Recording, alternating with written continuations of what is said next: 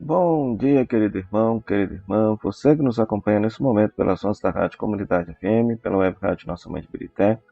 Sou o Padre Frei Inácio José, pároco da paróquia Nossa Senhora das Mercês, Arquidiocese de Belo Horizonte.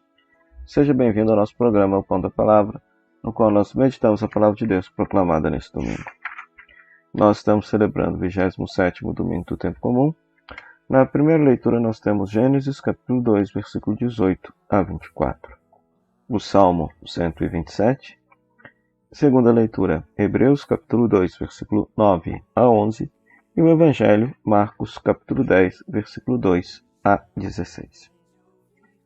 Na primeira leitura, Gênesis, capítulo 2, versículo 18 a 24, descreve a criação da mulher por parte de Deus. Deus desacorda Adão e, fazendo-lhe cair um sono profundo, tirando-lhe uma das costelas, fecha o lugar com carne, e da costela tirada de Adão, o Senhor Deus forma a mulher e lhe conduz. O que esse texto nos diz? Bom, esse texto nos diz que o ser humano não foi criado para a solidão. Ou seja, é expresso no início do texto que Deus deseja dar uma auxiliar a Adão e que dentre todas as criaturas já existentes, Adão não encontrou alguém que lhe fosse semelhante. E por isso Deus concede Eva como um dom, um presente, arrancando a metade de Adão e desta metade fazendo Eva, que é o sentido da palavra costela, que no hebraico aparece a palavra lado, né?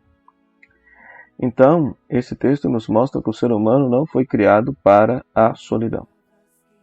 Foi criado para a comunhão de vida com alguém. Este texto vai ser complementado com o ensino de Jesus no Evangelho.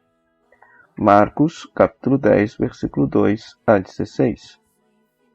Nesse texto, os fariseus aproximam-se de Jesus para tentar Jesus, para colocá-lo à prova, se era permitido ou não o divórcio. Ao passo que Jesus cita este texto da primeira leitura.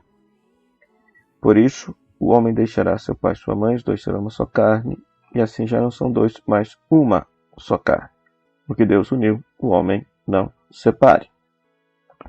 Dizendo que Moisés havia permitido a separação do seu tempo por causa da dureza do coração do homem. Aqui é interessante conhecer a cultura da época.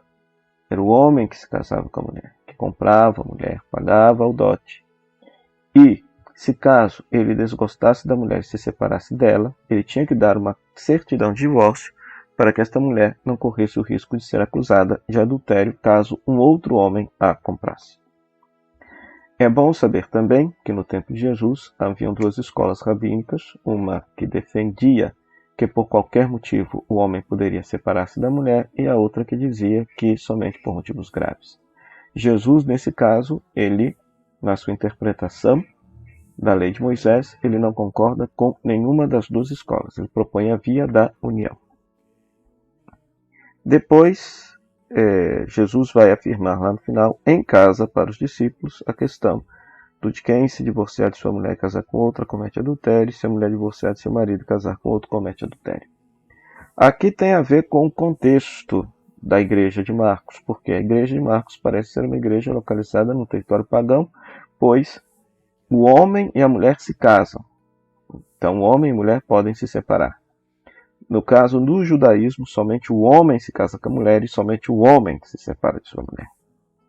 De qualquer maneira, o grande ensino aqui é que o que deve prevalecer no relacionamento homem e mulher é o esforço por viverem unidos, pois toda separação é uma frustração do projeto de amor de Deus para o homem e a mulher.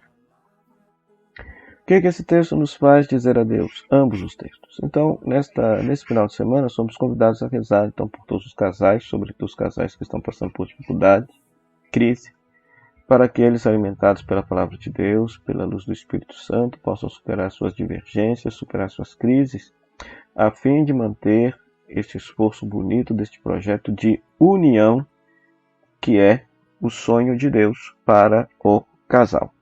O sonho de Deus para o casal.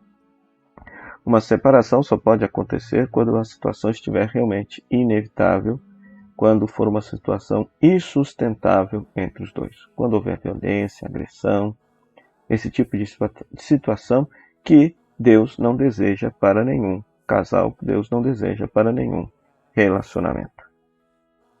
Já na segunda leitura, Hebreus capítulo 2, versículo 9 a 11, nós temos esse texto no qual o autor vai afirmar que o santificador e os santificados têm o mesmo ancestral. O santificador é Jesus, os santificados somos nós. E que convinha que, de fato, que Jesus pudesse conduzir muitos filhos à glória, e esta salvação foi levada à consumação por meio de sofrimentos. Ou seja, Jesus nos salva porque, segundo Hebreus, na opinião de Hebreus, por quê? Porque ele participou verdadeiramente da nossa vida e da nossa condição sofredora. Por isso ele pode nos chamar de irmãos. Mais para frente, o texto vai falar que Jesus é sumo sacerdote, é o único sacerdote diante de Deus. Por quê? Porque de fato ele experimentou a nossa vida, conhece profundamente a nossa vida. E por isso ele é nosso irmão junto a Deus no céu. E intercede sempre por nós junto ao Pai do céu, ofertando-se a si mesmo por cada um de nós que somos os seus irmãos e irmãs. Ora, o que é que esse texto diz para nós? Então, acerca do ministério sacerdotal, que é conferido àqueles que recebem o sacramento da ordem. Então, da mesma forma, inspirados em Jesus, devem considerar todos irmãos e irmãs participando de sua vida e de seu sofrimento. O sacerdote não pode ser uma casta separada da vida do povo, da vida sofrida do povo. Pelo contrário, deve conhecer profundamente a vida do povo para rezar pelo povo, interceder pelo povo, conhecer as dores e os sofrimentos da vida do povo e, desta forma, santificá-lo mediante a oração, mediante a pregação da palavra e mediante a administração dos sacramentos. Portanto, que neste domingo, inspirados pela segunda leitura, nós possamos rezar por todos os padres, por todos os sacerdotes, para que de fato participem da dor e da vida do seu povo, intercedendo constantemente por Deus, e que não sejam uma casta separada, uma casta vivendo uma boa vida, não? Mas que participem de verdade das lutas e sofrimentos do povo cristão que lhes é confiado. Oremos. Ó Deus eterno e todo-poderoso, que nos concedeis no vosso imenso amor de Pai, mais do que merecemos e pedimos, derramai sobre nós a vossa misericórdia, perdoando o que nos pesa na consciência e dando-nos mais do que ousamos pedir. Por nosso Senhor Jesus Cristo, vosso Filho, na unidade do Espírito Santo. Amém. O Senhor esteja convosco, Ele está no meio de nós. Que a bênção de Deus Todo-Poderoso, Pai, Filho e Espírito Santo, desça sobre você e sobre sua família e permaneça para sempre. Amém.